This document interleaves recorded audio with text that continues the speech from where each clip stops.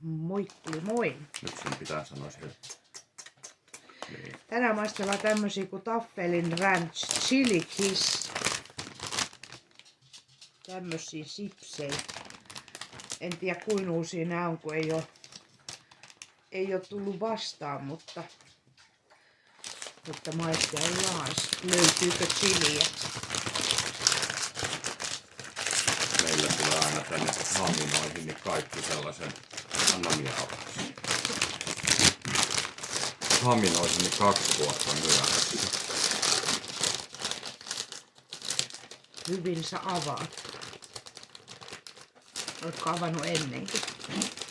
3 pussia joskus. Semmosia. Itse asiassa minä just hokasit minulle silmälasit päässä, niin minä en näe, onko täällä mitään ainesosissa mitään kiliä käytetty.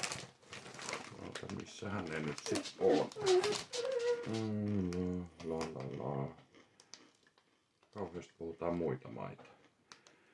Perunakasvisöljyt. Suola, rypälesokeri, sokeri, tomaatti, paprika, sipuli, hiivaute, happamuuden säätöaine, juustojauhe, mausteuute, paprika, kajane, pippuri, aromi. No ei kyllä. Tää haisee tää pussin sisältö nyt sillä, kun se aina väität, että kaikki viskit maistuu pahvilaatikolle. Niin... Tää maistuukin ihan pahvilaatikolle. Ei täällä kyllä chiliä ole yhtään. Kovastos lukee, että ranch-mausteilla ja silillä maustettuja perunalastuja. No ei kyllä ole chiliä.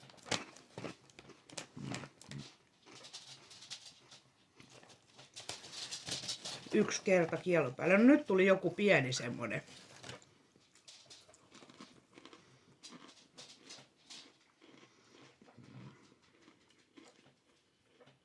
Ihan perus. No ehkä sieltä voi sellainen todella pien hiipiä, mutta että ainakin tolleen pari lastua otat, niin ei niinku kyllä mitään oikein. No ei oikein. Eikä ole oikein minun suumakuusiakaan. Toni joutuu nyt sitten uhrautumaan ja syömään nää varmaan pois. Pitäisi varmaan olla tippiä noitten kai. Ihan nyt Ei tulee. Niin, Nyt siis tulee. Kielen Ei kun jälkikäteen, sivussa. niin kun nyt alkaa vastuulla, että on siellä vähän hiljaa näköjään. No hyvin miedosti.